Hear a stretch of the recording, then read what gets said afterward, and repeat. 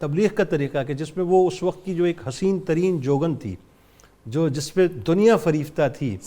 جب وہ آپ کی بارگاہ میں آئی تو آپ کی نگاہ سے جو ہے اس کی کائنات ہی بدل گئی۔ اچھا، تبلیغ کا انداز ایسا، میں کہتا ہوں آج اگر اس دور کے اندر اس مثال کو دیکھ کے اس پہ بات کی جائے تو میں کہتا ہوں سلسلہ چشت کا ایک بہت بڑا اس اعتبار سے کام کہ آپ یہ فرماتے تھے کہ غیر مسلموں کو بھی ذکر کرنے کی دعوت اور تلقین کرو، اس کا انتظار نہ کرو کہ وہ مسلمان ہو جائیں اور پھر ذکر کریں، بلکہ اس بات کو دیکھو کہ اگر وہ ذکر کریں تو ہو سکتا ہے خود بخود وہ کلمہ پڑھنے لگ جائیں اس ذکر کی برکت سے۔ یعنی آج کے دور میں کتنی بڑی مثال ہے یہ کہ غیر مسلموں کو اگر پریچ کرنا ہے تو میرا خیال ہے اتنی اعلیٰ اور عرفہ مثال ہمیں اور نظر نہیں آتی۔ جی حضرت خواجہ فخر الدین فخر جہاں، چونکہ یہ بات ہوئی تھی کہ مجدد چشتیہ ہیں، آپ کا اخلاق، آپ کی عاجزی، آپ میں درد و سوز، آپ کا علم، وہ سارا بے مثل اور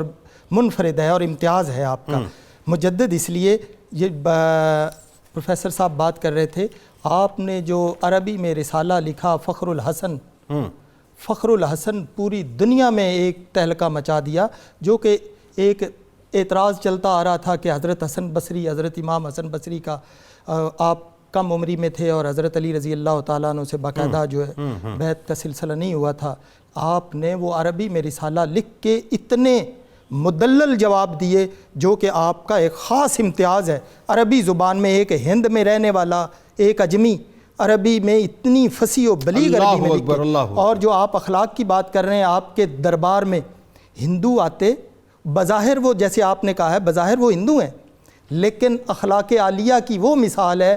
کہ وہ آپ پہ اس قدر متاثر تھے آپ سے کہ وہ تمام وظائف و اوراد کرتے، کلمہ رسول پڑھتے، اور آخر پہ انت بھی ان کا کلمہ رسول پڑھنے پہ ہوا۔ اور یہ ہندوؤں اور بہت سارے آپ کی درگاہ سے وابستہ اور آپ کے مرید بہت سارے لوگ جو آپ کے دشمن بھی ہو گئے تھے، مثلا وہ کیوں ہوئے تھے؟ میں یہ بات کروں گا کہ جن میں کمالات ہوتے ہیں، حدیث شریف ہے، فرمان ہے، جن میں خصوصیات اور کمالات ہوتے ہیں ان کے حاسد بھی اتنے ہی ہوتے ہیں۔ جیسے دیکھیں مہر منیر میں حضرت قبلہ مہر علی شاہ علیہ رحمہ کے حوالے سے لکھا ہوا ہے، خواجہ محمود توسوی علیہ رحمہ نے ان کو دعا دی تھی، مہر علی شالہ محسود تر تھی میں کہ لوگ آپ پہ حسد کریں۔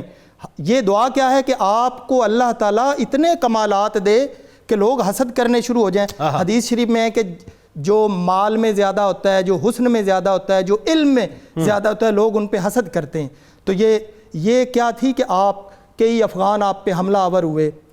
اور وہ کلمہ پڑھ کے چلے گئے، کئی آئے آپ کے مرید ہو کے چلے گئے، کئی بار تو ایک بار تو وہ چھری باقاعدہ لے کے آپ پہ قاتلانہ حملہ کرنے کے لیے آئے، تو آپ نے اپنے مریدین اور متوسلین کو کہا چھوڑ دیں، آنے دیں، اور کہا ما حاضرین ہرچہ بخاطر شماست بکنید، اللہ ہم حاضر ہیں، جو آپ کے دل میں آتا ہے وہ کریں۔ آپ نے گردن جھکا لی، گردن جھکا دی اور کہا جو دل میں ہے وہ کریں، اور وہ اس قدر متاثر ہوا اور آپ وہ توبہ طائب ہو کے واپس چلا گیا۔ آپ کے اخلاق عالیہ، آپ کا دنیا سے بے نیازی، جیسے مولانا روم رحمۃ اللہ علیہ نے فرمایا نا مثنوی مولانا روم میں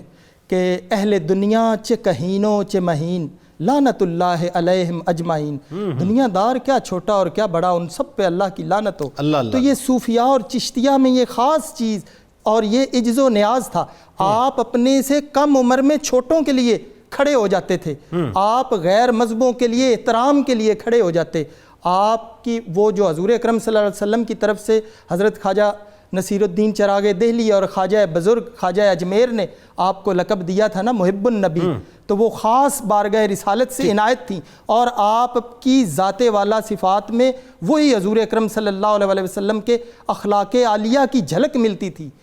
جو اللہ تعالیٰ نے آپ کو اس اخلاق پہ فائز کیا تھا حضور اکرم صلی اللہ علیہ وسلم، آپ پہ بھی وہی جھلک ملتی تھی۔ حضرت جو ساروں سے بڑی بات میں یہ کہوں گا کہ جو آپ نے واقعہ سنایا، حج کے لیے جا رہے ہیں تو آپ کے پاس جو زیادہ راہ تھا آپ نے پیش کر دیا، اللہ، اور وہ بھی مولانا روم کے اس شعر کے مطابق ہرچ داری صرف کن در راہ او لن تنال البر حتی تنفقوا، اللہ اکبر، جو اس وقت تک مقام کو نہیں پا سکتے آپ، جو عزیز شے جب تک نہ، اللہ اکبر۔